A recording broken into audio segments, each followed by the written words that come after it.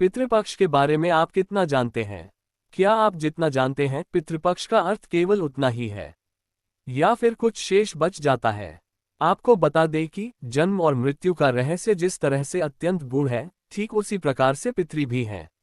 वेद, दर्शन शास्त्र, उपनिषद और पुराण आदि में हमारे ऋषियों मनीषियों द्वारा जीवन और मृत्यु के अत्यंत गूढ़ रहस्यों पर विस्तृत चर्चा की गई है। श्रीमद् भागवत गीता में बताया गया है कि जो जन्म लेता है उसकी मृत्यु और मृत्यु को प्राप्त होने वाले का जन्म निश्चित है और यही प्रकृति का नियम है। लेकिन इसमें यह भी बताया गया है कि मृत्यु के बाद शरीर नष्ट हो जाता है, लेकिन आत्मा कभी नष्ट नहीं होती, वह पुनः जन्म लेती है और बार बार जन्म लेती है। इस पुनः जन्म के आधार पर ही कर्मकांड में श्राद्धादि कर्म का विधान बनाया गया है। लेकिन अधिकांश लोगों में ये संदेह रहता है कि पूर्वजों के निमित्त दी गई वस्तुएं सचमुच उन्हें प्राप्त होती हैं या नहीं। हमारे द्वारा दिए पदार्थ उन तक कैसे पहुंचते हैं? क्या ब्राह्मण को भोजन कराने से पूर्वजों का पेट भर जाता है? न जाने इस तरह के कितने ही सवाल लोगों के मन में उठते हैं, जिनका सीधे तौर पर उत्तर देना शायद संभव भी नहीं है, क्योंकि कुछ मापदंडों को इस सृष्टि की प्रत्येक विषय वस्तु पर लागू नहीं किया जा सकता। ऐसी कई बातें हैं जिनका कोई प्रमाण न मिलते हुए भी उन पर विश्वास करना पड़ता है। लेकिन वेद पुराण, धर्मशास्त्र से लेकर पितृपक्ष में होने वाली विधि आदि से वैज्ञानिक मान्यताएं भी जुड़ी हुई हैं, जिसके बारे में हम सभी को जरूर जानना चाहिए। श्राद्ध पक्ष या पितृपक्ष की शुरुआत 29 सितंबर 2023 से हो चुकी है और ये 14 अक्टूबर तक चलेगा। पितृपक्ष में लोग अपने पितृगणों को प्रसन्न करने, उन्हें मोक्ष दिलाने, ऋण से मुक्ति दिलाने और आशीर्वाद पाने के लिए शास्त्रों में बताए गए धर्म स्थानों पर जाकर विधिपूर्वक श्राद्ध, तर्पण और पिंडदान कर रहे हैं। वहीं कुछ लोग घर पर या घर के समीप नदी या सरोवर में ही श्राद्ध, तर्पण, पिंडदान और ब्राह्मण भोजन सहित कई अन्य विधियां कर रहे हैं।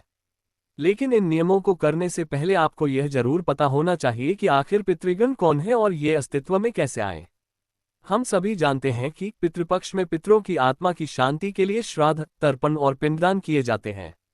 लेकिन इससे पहले ये जानते हैं कि पितर कौन है। पितरों को लेकर जनमानस के बीच साधारण धारणा यही है कि जिनकी मृत्यु हो जाती है वह पितर बन जाते हैं। गरुड़ पुराण में ऐसा बताया गया है कि मृत्यु के बाद यमलोक पहुंचने के बाद प्रेत आत्मा को कर्मों के अनुसार प्रेत योनि या अन्य योनि प्राप्त होती है। तो वहीं पुण्य कर्म अर्जित कर देवलोक पहुंचने वाली कुछ आत्माओं को पितृलोक मिलता है। पुराण के अनुसार पितरों को मुख्यतः 2 श्रेणियों में रखा गया है, जिसमें दिव्य पितर और मनुष्य पितर शामिल हैं। दिव्य पितरों का काम न्याय करना होता है।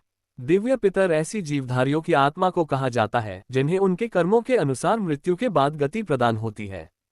इसके प्रधान यमराज हैं, अतः यमराज की गणना भी पितरों में होती है। ऐसे में यमराज, अर्यमा, सोम और काव्यवाडनल ये 4 दिव्य पितरों की जमात के मुख्य गण प्रधान हैं। दिव्य पितरों की जमात में अग्रश्वात, बर्हिषद, आज्यप, सोमेप, रश्मिप, उपदूत, आयंतुन, श्राद्धभुक और नांदीमुख जैसे 9 दिव्य पितर हैं। गीता के इस श्लोक का अर्थ है, हे धनंजय, नागों में मैं शेषनाग और जलचरों में वरुण हूँ। पितरों में अर्यमा और नियमन करने वालों में यमराज हूँ। अर्यमा पितरों में श्रेष्ठ और पितरों के देव हैं। ये महर्षि कश्यप की पत्नी देवमाता अदिति के पुत्र हैं और इंद्रादि देवताओं के भाई। आश्विन माह के कृष्ण प्रतिपदा से लेकर अमावस्या तक ऊपर की किरण अर्यमा के साथ पितृ प्राण पृथ्वी पर व्याप्त रहता है। पुराण के अनुसार उत्तरा फाल्गुनी नक्षत्र में अर्यमा का निवास लोक है और इनकी गणना नित्य पितरों में की जाती है। श्राद्ध के समय इनके नाम का जलदान किया जाता है, क्योंकि इसने प्रसन्न होने पर पितर तृप्त होते हैं। विष्णु पुराण के अनुसार सृष्टि की रचना के समय ब्रह्मा जी के पीठ से पितर उत्पन्न हुए। पितर के उत्पन्न होने के बाद उन्होंने उस शरीर का त्याग कर दिया, जिससे कि पितर को जन्म देने वाला शरीर संध्या बन गया। इसलिए कहा जाता है कि संध्या काल में पितर बहुत अधिक शक्तिशाली होते हैं। कहा जाता है कि मृत्यु के बाद अतृप्त पूर्वज 3 कारणों से धरतीलोक पर आते हैं। वह आकर ये देखते हैं कि हमारी संतान या हमारे वंश कैसे हैं। दूसरा कारण यह है कि पितृ देखते हैं कि क्या हमें अन्न जल प्राप्त होगा, और तीसरा कारण यह है कि पितृ देखते हैं कि हमारी मुक्ति के कोई कर्म किया जा रहा है या नहीं। भूख भले ही भौतिक शरीर को होती है, लेकिन इसकी अनुभूति से मृतक अतृप्ति महसूस करते हैं। गीता विज्ञान में इसे लेकर बताया गया है कि अन्न, पितरों के अन्न को सोम कहा जाता है, से शरीर तृप्त होता है। अग्नि को दान किए गए अन्न से सूक्ष्म शरीर यानी आत्मा का शरीर और मन तृप्त होता है। इस अग्निहोत्री से आकाश मंडल के समस्त पक्षी भी तृप्त होते हैं। तर्पण, पिंडदान और धूप देने से आत्मा की तृप्ति होती है और तृप्त आत्माओं को प्रेत बनकर भटकना नहीं पड़ता है। वेदों में पितरों की स्तुति के लिए कहा गया है, ऊँ वर्यमा न त्रिप्यताम इदम तिलोत्कम तस्मै स्वधा नमः। ऊँ मृत्युमा अमृत गमय। अर्थ है, पितरों में श्रेष्ठ अर्यमा पितरों के देव हैं।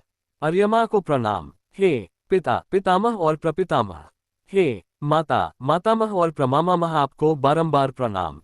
आप हमें मृत्यु से अमृत की ओर ले चले। बता दे कि शास्त्रों में 3 पीढ़ियों तक के श्राद्ध कर्म की बात कही गई है। वेद के अनुसार ये न पितु पितरो ये पितामहा तेभ्य पितृभ्यो नमसा विधिम। अर्थ है, पितृ पितामह और प्रपितामहों को हम श्राद्ध से तृप्त करते हैं और नमन कर उनकी पूजा करते हैं। हिंदू धर्म में पितरों के श्राद्ध को महत्वपूर्ण माना गया है और इसे एक कर्तव्य की तरह निभाकर इसका पालन भी करते हैं, क्योंकि मान्यता है कि जो लोग पितरों का श्राद्ध नहीं करते उन्हें पितृदोष से पीड़ित होना पड़ता है। ऐसे में यह सवाल उठता है कि पूर्वजों की मृत्यु तो हर धर्म या पंथों में होती है, फिर जब वो अपने पूर्वजों का पिंडदान नहीं करते तो उनके पूर्वज उन्हें कष्ट क्यों नहीं देते। ऐसे में यह सवाल उठता है कि क्या केवल हिंदुओं में ही श्राद्ध करना जरूरी होता है। मन में उठे इस सवाल का जवाब अगर स्पष्ट तरीके से दिया जाए तो वह ये हो सकता है कि हिंदू धर्म के अतिरिक्त अन्य सभी धर्म या संप्रदाय केवल उपासना के लिए जाने जाते हैं। उनके संप्रदाय में श्राद्ध जैसी कोई विधि नहीं है। वे अपने मृत पूर्वजों का स्मरण करते हैं या उनकी कब्र के पास बैठकर प्रार्थना करते हैं, जो कि एक प्रकार का श्राद्ध ही। लेकिन हिंदू धर्म में श्राद्ध और श्राद्ध कर्म की व्यवस्था को लेकर गहन विचार किया गया है। इसलिए श्राद्ध कर्म करने की जो परंपरा या विधान है वो आपके या हमारे द्वारा बनाए गए नहीं, बल्कि यह अति प्राचीन परंपरा है जिसका उल्लेख वेद पुराणों में निहित है। ईश्वर चाहे किसी भी धर्म पंथ या संप्रदाय के क्यों न हो, वो किसी को कष्ट नहीं पहुंचाते, लेकिन पूर्वजों को उत्तम गति प्रदान हो, इसके लिए हिंदू धर्म में श्राद्ध कर्म की व्यवस्था की गई है। सभी धर्मों के अपने अपने कुछ मूल्य, शास्त्र और नियम हैं। फिर चाहे वह हिंदू हो, मुसलमान हो या फिर ईसाई, जो शास्त्रों में बताए नियमों का पालन करते हैं उन्हें उससे लाभ ही मिलता है, और जो शास्त्रों के विरुद्ध जाता है निश्चित ही उसकी हानि होती है। वेदों में 5 प्रकार के यज्ञ के बारे में बताया गया है, जो इस प्रकार से है: ब्रह्मयज्ञ, देवयज्ञ, पितृयज्ञ, वैश्वदेव यज्ञ और अतिथि यज्ञ। इन्हीं 5 यज्ञों में एक यज्ञ पितृयज्ञ भी है, जिसे पुराण में श्राद्ध यज्ञ या श्राद्ध कर्म कहा जाता है।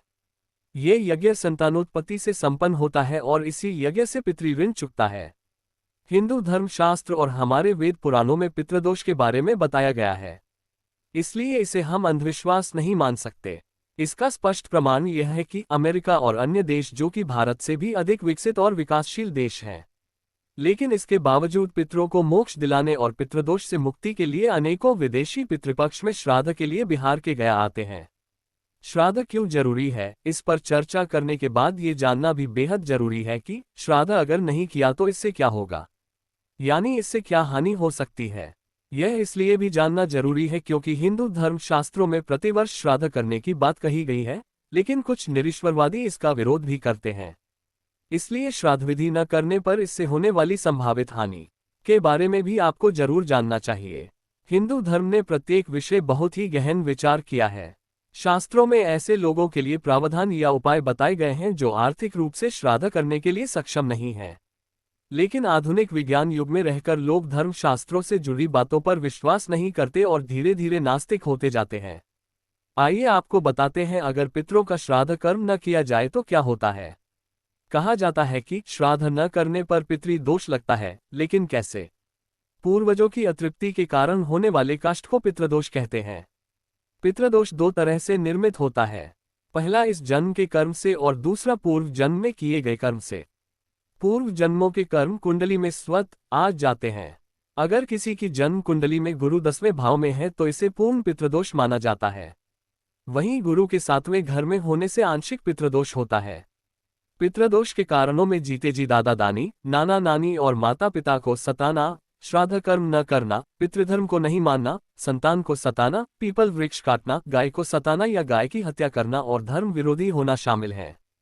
पितृदोष होने के कुछ लक्षण बताए गए हैं, जो कि इस प्रकार हैं: विवाह न होना, पति पत्नी में अनबन, गर्भधारण न होना, गर्भधारण होने पर गर्भपात हो जाना, समय से पूर्व संतान का जन्म होना या फिर विकलांग संतान का जन्म होना, व्यसन, दरिद्रता, रोग आदि सभी पितृदोष के लक्षण हैं। पितृदोष के उपाय। कुंडली में पितृदोष होने पर घर के दक्षिण दिशा की दीवार पर पितर की फोटो लगाएं और फूल माला चढ़ाकर नियमित पूजा करें। पितरों के आशीर्वाद से ही पितृदोष से मुक्ति मिलती है। स्वर्गीय परिजन की मृत्यु तिथि यानी पुण्यतिथि पर गरीबों में वस्तुओं का दान करें और ब्राह्मण को भोजन कराएं। भोजन में मृतात्मा के पसंद के कुछ व्यंजन जरूर बनाएं। पीपल वृक्ष में दोपहर के समय जल, फूल, अक्षत, दूध, गंगाजल, कला तिल पितरों का स्मरण करते हुए चढ़ाएं। पितृपक्ष में अपने पितरों की मृत्यु तिथि के अनुसार उनका श्राद्ध कर्म अवश्य करें। राधे राधे।